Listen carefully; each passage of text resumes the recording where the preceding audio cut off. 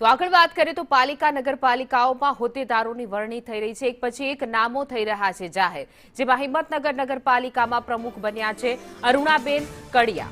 ભુજ નગરપાલિકાના પ્રમુખ તરીકે શીતલભાઈ શાહની વરણી કરવામાં આવી છે। ભુજ પાલિકાના ઉપપ્રમુખ તરીકે બિંદિયાબેન ઠક્કરની વરણી કરાઈ છે। તો ઈડર પાલિકાના પ્રમુખ તરીકે અનસુયાબેન પટેલ, ઉપપ્રમુખ તરીકે વિનોદભાઈ પરમારની નિયુક્તિ કરવામાં આવી છે। વેરાવળ પાલિકાના પ્રમુખ પદે યુવા ઉદ્યોગપતિ છે નરેશ ગોહેલની વરણી કરાઈ છે, જ્યારે ઉપપ્રમુખ પદે હેમીબેન જેઠવાની નિમણૂક કરાઈ છે। ઉના નગરપાલિકાની વાત કરીએ તો જ્યાં પ્રમુખ તરીકે હર્ષાબેન રાઠોડની વરણી કરવામાં આવી છે। ઉના પાલિકાના ઉપપ્રમુખ બન્યા છે મિતેશ શાહ। તો ઉના પાલિકામાં સિંગર રાજલ બારોટ કોઈ મોટું સ્થાન નહીં મળે, એમને નથી મળ્યું। ભરૂચની અંકલેશ્વર પાલિકા પ્રમુખ તરીકે જિગ્નેશ આંગડિયાની વરણી કરવામાં આવી છે। ઉપપ્રમુખ તરીકે વિરલ મકવાણાની નિયુક્તિ થઈ છે। કચ્છની માંડવી નગરપાલિકામાં પ્રમુખ તરીકે વર્ષાબેન જોશી બન્યા છે। મહેસાણાની વિજાપુર નગરપાલિકામાં પ્રમુખ બન્યા કામિની પટેલ। તો વિજાપુર પાલિકાના ઉપપ્રમુખ બન્યા છે બીના પટેલ।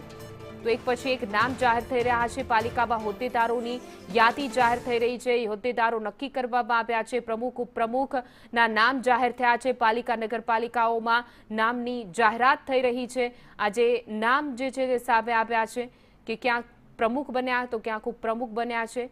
પાલિકા નગરપાલિકાઓના હોદ્દેદારોની વરણી।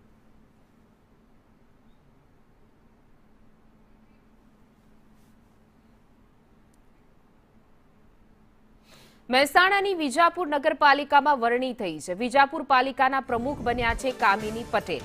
વિજાપુર પાલિકાના ઉપપ્રમુખ બન્યા છે બીના પટેલ। તો વિજાપુર પાલિકાના પ્રમુખ કામિની પટેલ બન્યા છે। વિજાપુર પાલિકામાં ઉપપ્રમુખ બન્યા છે બીના પટેલ। નામની જાહેરાત કરવામાં આવી છે। મહેસાણાની વિજાપુર નગરપાલિકામાં પણ પ્રમુખ ઉપપ્રમુખના નામ જાહેર થયા છે।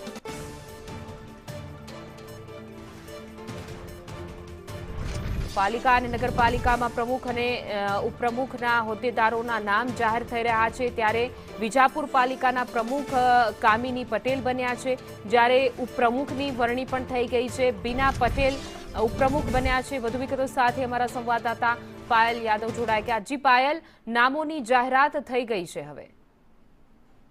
જી ચોક્કસ, જે પ્રકારે વાત કરવામાં આવે તો આજે વિજાપુર નગરપાલિકાના પ્રમુખ અને ઉપપ્રમુખની વરણી કરવામાં આવી છે।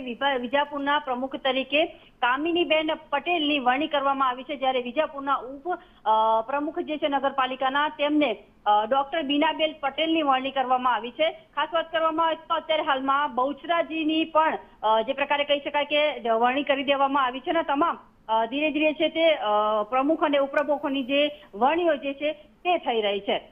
જી પાયલ, સમગ્ર માહિતી આપવા બદલ આપનો આભાર।